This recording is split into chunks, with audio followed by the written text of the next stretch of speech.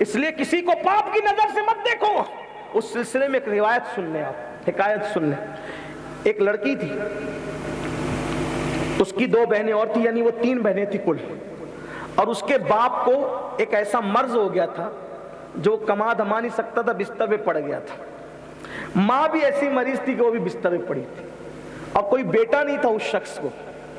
وہ لڑکی اتنی حساس طبیعت کی تھی کہ ماں باپ کا علاج کرنا چاہتی تھی لیکن علاج کر نہیں پا رہی تھی, کیونکہ وہ اتنا کما نہیں پاتی تھی کہ علاج کر سکے. دوائیاں مہنگی ہوتی ہیں نا, آج کل کوئی بیمار پڑ جائے تو آدمی پریشان سا ہو جاتا ہے. تو وہ لڑکی نے سوچا کہ میں محنت کرتی ہوں, میری بہنیں محنت کرتی ہے, لیکن گھر بھی نہیں چلتا, باپ کی دوا بھی نہیں آتی, کوئی ہماری مدد بھی نہیں کرتا, کیا کریں گے اس میں. تو اس نے سوچا کہ ایک آسان کاروبار ہے کہ چلو مارکیٹ میں جہاں عورتیں اپنا جسم بیچتی ہے, میں بھی اپنا جسم بیچنا شروع کروں, کم سے کم ہماری غربت تو دور ہوگی جب کوئی مدد نہیں کرتا تھا. آگے کی بات کرنے سے پہلے میں آپ حضرات سے کہتا ہوں, آپ بہنوں سے کہتا ہوں, یہ جو ہمارے مسلم معاشرے میں لاجوں میں جسم بیچنے والی بچیاں پیدا ہوتی ہیں یا بھاگنے والی بچیاں پیدا ہوتی ہیں, میں ان کی تائید نہیں کر رہا ہوں, لیکن وہ یوں ہی نہیں بھاگتی. کسی کا ہاتھ پکڑ کے بھاگ رہی ہے, جسم بیچ رہی ہے لاجوں میں, ایسے ہی نہیں ہوتا. غربت انسان کو مجبور کرتی ہے, اور جب غربت میں ہم ایک دوسرے کی مدد نہیں کرتے نا تو ایسے جرائم پیشہ بچیاں اور ایسے جرائم پیشہ لوگ ہوتے ہیں. ہر غریب ایسا نہیں ہوتا, لیکن بعض لوگ صبر والے نہیں ہوتے تو وہ غلط راستے پہ چلے جاتے, ورنہ ہر عورت ایسی نہیں ہوتی. 99% عورتیں صبر والی ہوتی ہیں اور وہ صبر کر جاتی ہے, لیکن 1% ایسا ہوتا ہے کہ ہم مدد نہیں کرتے, اس لیے یہ سب کچھ ہوتا ہے. آپ کیوں مدد نہیں کرتے؟ بڑی معذرت کے ساتھ لاڈنو والوں ایک بات کہنا چاہتا ہوں, اگر معاف کر سکتے ہو تو معاف کر دینا, اگر نہیں معاف کر سکتے تو میری بات مت ماننا, یہیں چھوڑ دینا. آج ہم اپنے پیروں کے گنبد 2-2 کروڑ کے بنا رہے, ہم مسجدوں کے مینار 2-2 کروڑ کے بنا رہے. ریس لگی ہوئی ہے, فلاں گاؤں کے اندر مسجد کا مینار اتنا بڑا ہے تو ہم اتنا بڑا بنائیں, فلاں علاقے میں مسجد اتنی بڑی ہے تو ہم اتنی بڑی بنائیں. گاؤں ہے 300 گھروں کا اور مسجد بن رہی ہے 2000 لوگوں کی, سونی پڑی ہوئی ہے. میں نہیں کہتا کہ مسجد نہ بناؤ, لیکن جو ضرورت ہے اتنی بناؤ. اپنے مرشدوں کا گنبد بھی بناؤ, لیکن اتنے قیمتی نہ بناؤ, جتنی ضرورت ہے اتنا بناؤ. کیوں؟ اس لیے کہ اب بھی تمہارے معاشرے میں بہت سی بچیاں ایسی ہیں جن کی شادی کے لیے پیسے نہیں ہے, وہ سسکیاں لے رہی ہے. واٹس ایپ پہ اگر کوئی میسج آ جاتا ہے کہ لڑکی فلاں کے ساتھ بھاگ گئی, تو تم ایک دوسرے کو دیکھو لڑکیاں بھاگ رہی ہے, کیوں بھاگ رہی؟ تم ذمہ دار نہیں ہو. جب وہ بغیر شادی کے پڑی ہوئی تھی گھر میں سسکیاں لیتے ہوئے, کس نے اس کی خبر لی؟ کس نے اس کی مدد کی؟ کوئی مدد نہیں کی. اب درد بھری باتیں جلسے میں کرتے ہو, منافقت کرتے ہو. اگر ہم مدد کر دیتے اس بچی کی تو وہ کسی غیر کے ساتھ بھاگنے کی شوقین نہ تھی. تم نے اس کو تو بہو نہیں بنایا نا, کیونکہ تم تو بہو بنانے نکلتے ہو تو مالدار ڈھونڈتے ہو.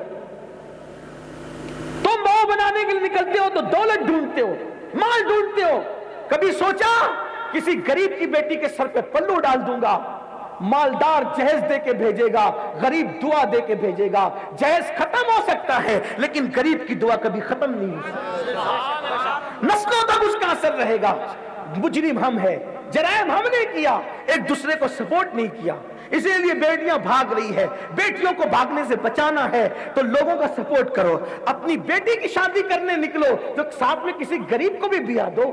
اپنے بیٹوں کی شادی کرنے نکلو تو مالداروں میں ڈھونڈنے کی بجائے غریبوں کی بچیوں کو ترجیح دو. مالداروں کے گھر تو کوئی بھی چلا جائے گا, لیکن غریب کے سر پہ کوئی پلو تو ڈالے. کوئی جوان ایسا تو ہے کہ یہ سوچے میں بیوہ کی بیٹی سے شادی کروں گا, میں کسی غریب کی بیٹی سے شادی کروں گا. یاد رکھنا, کسی غریب کے دل سے جو دعا نکلے گی اللہ تمہاری نسلوں کی تقدیر کو بدل دے گا. اس لیے کہ دعائیں تقدیر بدل دیتی ہے. یہ درد بھری باتوں سے صرف کام نہیں چلتا, میدان عمل میں آنا پڑے گا. تو المختصر یہ بات سمیٹتے ہوئے میرے عزیز, وہ لڑکیاں 3 بہنیں تھیں.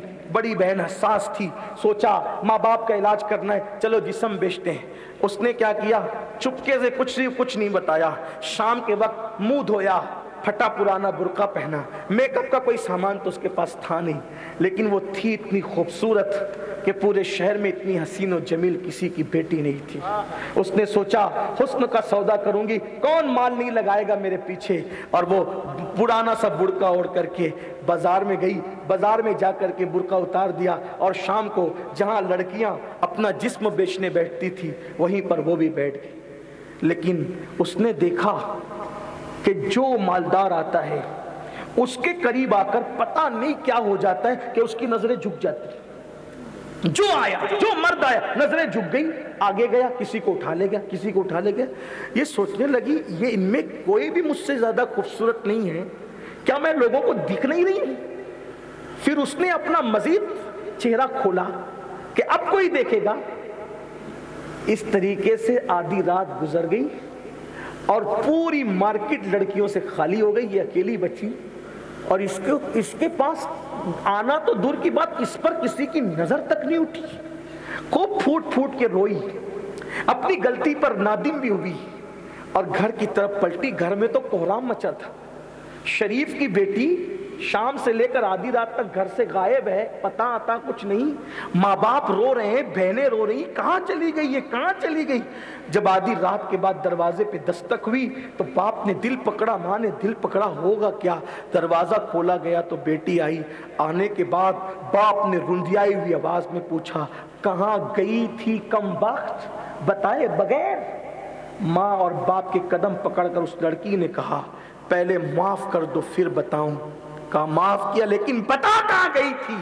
تو کہا کہ ایسی جگہ گئی تھی کہ میں تو گئی تھی برائی کرنے، لیکن قسمت نے مجھے برائی سے روک دیا، میرے رب نے کرم فرمایا، احساس کے ساتھ آئی ہوں۔ کیا ہوا کیا؟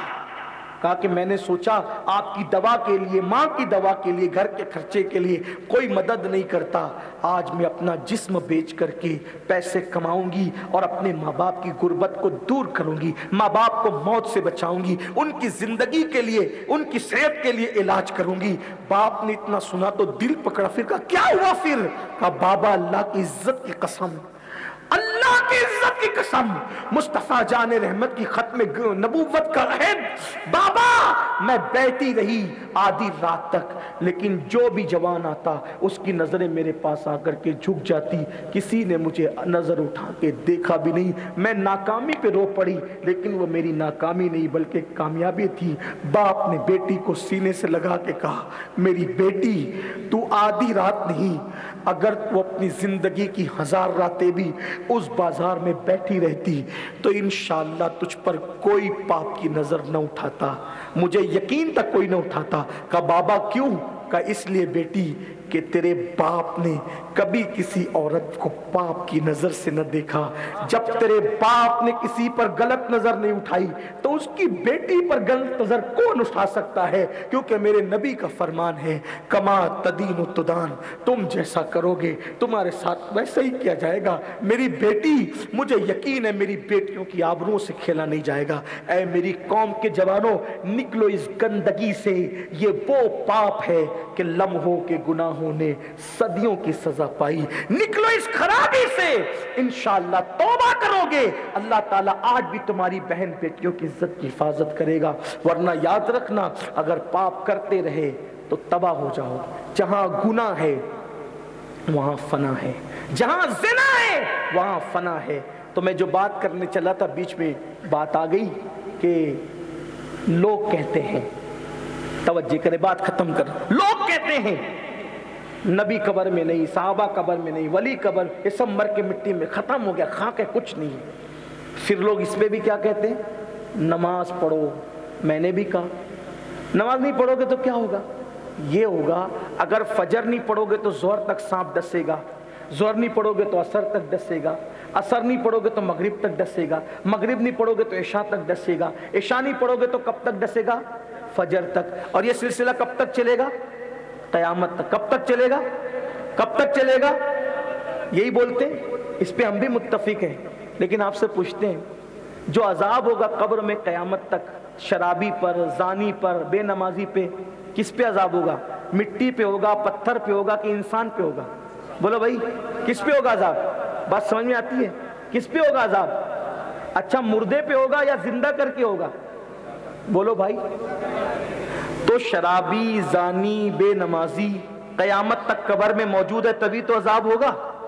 بولو بھائی بات سمجھ میں آتی کہ نہیں؟ شرابی، زانی، بے نمازی قبر میں ہے، زندہ ہے، موجود ہے، تبھی تو عذاب ہو رہا ہے ان پر۔ حیرت کی بات ہے لوگ بے نمازی کو قبر میں موجود اور زندہ مانتے ہیں اور غوث اعظم کو قبر میں زندہ اور موجود نہیں مانتے۔ کتنی حیرت کی بات، کتنے حیرت کی بات ہے۔ یہ جو باتیں لوگ پیش کرتے ہیں انہی باتوں سے ہم باتیں ثابت کر رہے ہیں۔